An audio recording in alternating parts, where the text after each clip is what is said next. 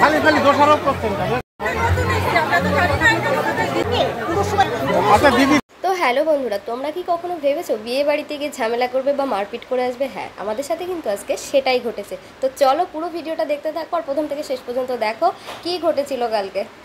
তো এই যে আমরা সবে এন্ট্রি নিচ্ছি, তো আমরা সবাই গাড়ি থেকে নেমে পড়েছি, ভিতরে যাব। তো পরে বুঝতে পারলাম প্রবলেমটা নাকি এখানেই হয়েছিল। মানে কোনো যাত্রী দেখো সব মানে বর নেওয়ার জন্য রেডি হয়ে এসছে, তো এখানে তো পুরো মেন রোডের ওপর, তার জন্য বর এখানে গাড়ি থেকে নামতে পারিনি। আমরা কিছুটা দূর হেঁটে গেছি, তো জানি না এর মধ্যেই কখন প্রবলেমটা হয়ে গেছে আর সেটার জন্যই এত প্রবলেম। তো চলো দেখতে থাকো, লাস্টে দেখাচ্ছি কি হয়েছিল অ্যাকচুয়ালি।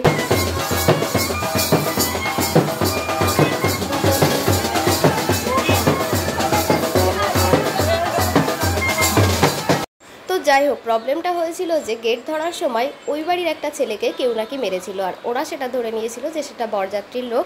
যাই হোক, বিশাল বড় একটা কনফিউশন সৃষ্টি হয়ে গেছিলো, আর এই কনফিউশনের জন্য কিন্তু ওই বাড়ির লোক আর আমাদের বাড়ির লোকের আনন্দটা অনেকটাই মাটি হয়ে গেছে। মানে মনটা সবার একটু লাস্টে খারাপ হয়ে গেছিলো। তো যাই হোক, প্রবলেমটা কিন্তু শেষমেশ মিটেছিল, আর সেই যে মেরেছিল সে কিন্তু ক্যামেরাতে ঠিকই ধরা পড়েছিল। যাই হোক, পরে বোঝা গেল যে লোকটা অন্য একটা জায়গা ছিল। যাই হোক, ওই বাড়ির কেউ হয় বা জানি না। যাই হোক, তো মাঝখান থেকে ভীষণ বড় একটা কনফিউশন ক্রিয়েট হলো আর মিসআন্ডারস্ট্যান্ডিংয়ের ব্যাপার ঘটে গেছে। যাই হোক, আমরা ওইসব বাদ দিয়ে মোটামুটি বিয়েটা ভালোই এনজয় করেছি। তো বাড়ি থেকে আমরা যেই এনার্জি নিয়ে গেছিলাম, মানে আনন্দ করার যেই এনার্জি নিয়ে দেখো গেটে প্রবেশ করছি, সবার মুখে কিন্তু হাসি। তো ভিতরে ঢুকে যখন জানতে পারলাম যেরকম কিছু ঘটেছে, আর সেটার জন্য আমাদেরকেই দোষারোপ করা হচ্ছে, যদিও আমরা জানি বরপক্ষ থেকে কোনো কেউ এমন করবে না, তবুও মানে একটু মানতে অসুবিধাই হচ্ছিল যে আমাদের কেউ এমন করেছে। তো যাই হোক, ভিতরে গিয়ে আমাদেরও খুব খারাপ লাগছিল যে একটা ছেলেকে কেউ কেন মারবে, সে যেই হোক না কেন। তো যাই হোক, মানে বিয়ে বাড়ি পুরো খেটে খাওয়া হয়ে গেছে, তবু আমরা নিজেদের মতন করে আনন্দ করছি। আর দেখো কেটে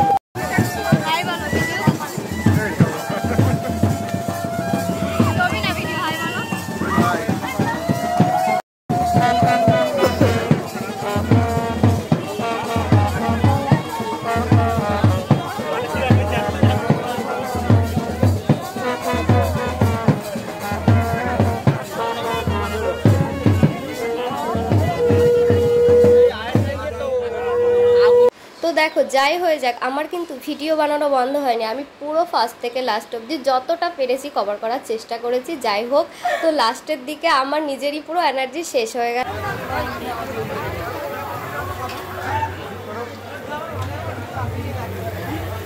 বড় চটি কিন্তু ছাড়িয়ে রেখেছে, কই দিলাম আমাকে খালি পায়ে নাও। হ্যাঁ, খালি পায়ে বর নিয়ে যাবো আমরা, সব ভালো।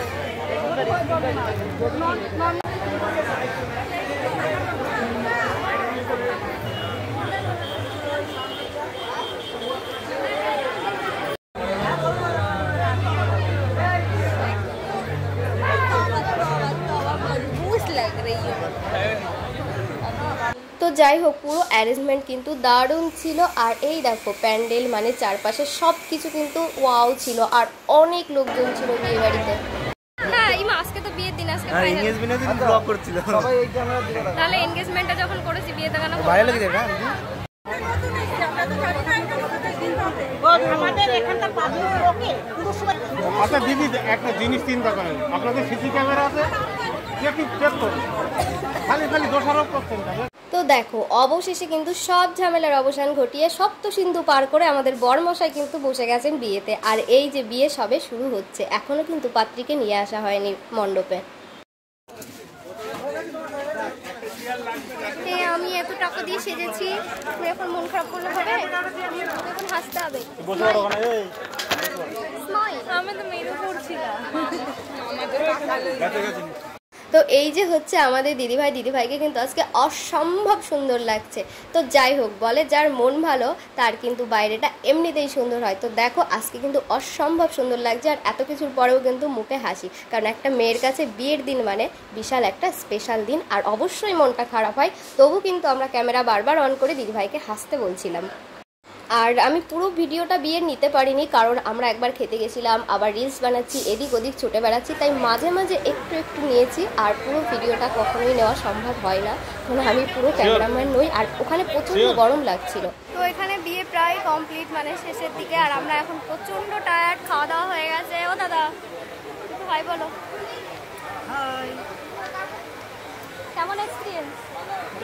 সামনে দাদার বিয়ে, জীবনে ফার্স্ট টাইম এরকম এক্সপিরিয়েন্স।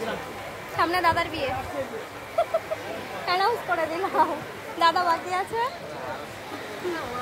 তো এই যে আমরা এখানে সবাই বসে বসে বলতে গেলে ল্যাদ খাচ্ছি, বলতে গেলে বসে বসে ল্যাদ খাচ্ছি। আর এই দিকে দেখো এরা চুপচাপ বিয়ে করছে। দিদি ভাইয়ের মন খারাপ বুঝলাম, কিন্তু দাদার মন খারাপ কেন কি জানি। ওই যে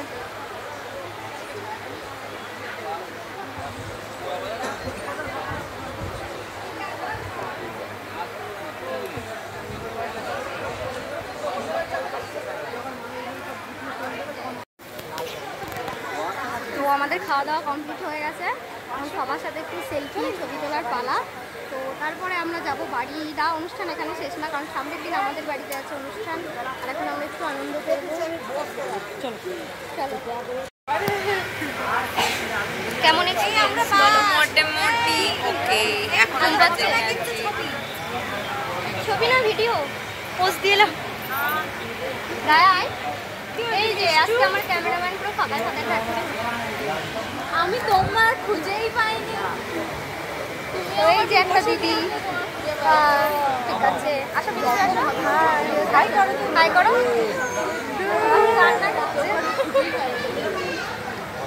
তো মোটামুটি বিয়েটা ভালোই, মানে আমাদের খুব ভালোই আনন্দ হয়েছে।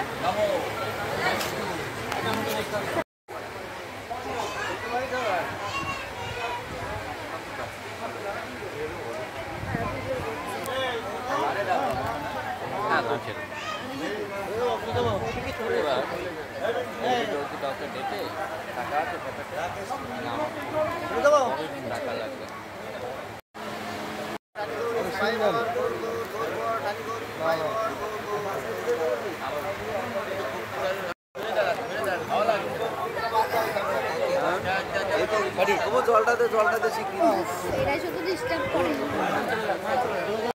আমি ভিডিও করতে আসলে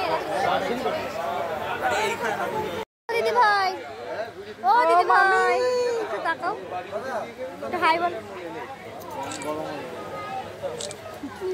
তোমাদের ক্যামেরা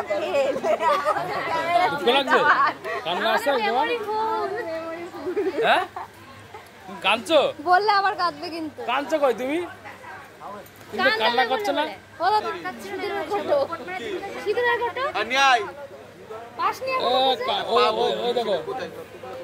ওই দেখো নুরান আইছে। বিয়েবাড়ির সবাই ক্লান্ত। কান্না করা। এই যে আমরা বাড়ির দিকে যাচ্ছি, মানে এখন আমরা গাড়িতে উঠবো। খুবই টায়ার্ড, খুব ক্লান্ত। হ্যাঁ তোমার মতো কখন এসেছে? দেখো বড়মা এসেছে।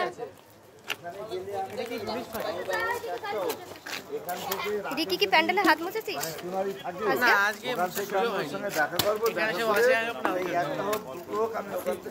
তুই নিশ্চয়ই প্যান্ডেলে হাত মুছেছিস। না চেনার ওখানে মুছতাম, বাড়ি প্যান্ডেলে মুছবো বলে বাড়ি প্যান্ডেলে মুছবো।